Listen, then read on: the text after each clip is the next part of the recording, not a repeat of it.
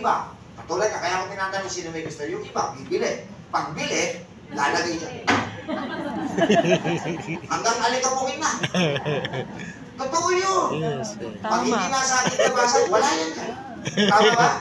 So, hindi maganda yun. Dapat kung ginagawa. Kasi nga, nandun yung quote na paalala ko yung iba nangungulekta ng tsaka ako, pag nagregalo ko, gusto ko talaga ginagamit. Kasi, pag niregaluhan naman ako, for you to know that I really appreciate it, gagawin ko yun. Walang problema sa akin. Agad. So, sasample lang ko kayo, may re-regaluhan ako. Sino po dito ang pinakamatandang umatid na babae? Lola, gano'n. Ako na lang. O, bata kayo naman siya. Wala bang lola dito? Ayan. Bata po ikaw. Ilan taong ka naman? Ba, Diyos Maria Jose. Magkamatis lang tayo. Lola. Nanay, ilan taong ka na? 62. Gana. 62. Ano ba sila sumagot? Hindi na sa dulo mo na. 63. Kayo po? 74. 74. Mas matanda sa 74. Ayun, meron. Mas Ilang matanda. taon? 75. 75. 6. Mas matanda siya. Mas matanda ko yung... Sino yung 75? Magpapagamot pa kaya niya?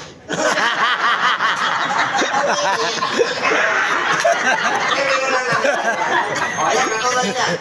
O, nanay, ikaw po ang pinagpala for today. Kasi ikaw yung eldest, no? Ma'am, pag niregaluhan kita, kaya mo ipangako sa akin, gagamitin mo agad. Okay, parin ko naman yung kabaong.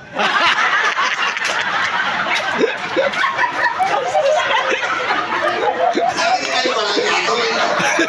Hindi, regalo ko kasi natin ng t-shirt. Kabaong. Ayos ka to ka. Medium lang, medium. Ay, wala lahat is more. Huwag na makapagbigay. Tagal naman yan. Sige, papaglang na lang na video mamaya. Pero, pagpasensya nyo na, souvenir ko sa ito. Ayan. Pero syempre, habang inaabot nito sa iyo, pakikita natin sa kanila yung design. Ito po yung souvenir na Health Forum na picture. Maganda itong pamalengke. So, bibigyan natin. Pero syempre, dapat kakangin. Ikaw na nga ang hinahanap. Thank you, ma'am. Thank you, ma'am. Ay, 85! Ba't di kayo nagsasalita? Hindi kayo, pinahamag niyo ako. Magkawin kayo. 85! Pagin sa akin!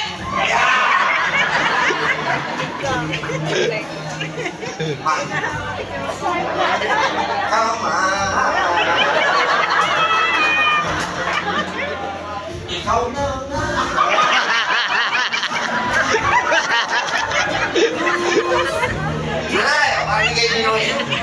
Wala, hindi ko kailangan ng ID. Ako ay mapagtiwalang tao. Pero pag sinira niyo yung tiwala ko, hindi na kayo gagaling.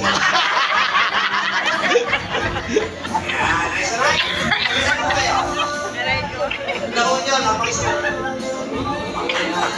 Pangunin nanay. Kaya ako, babang mo. Ako. Si nanay yung pangunin lupa eh.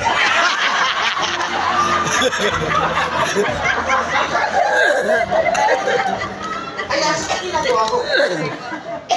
Ayan.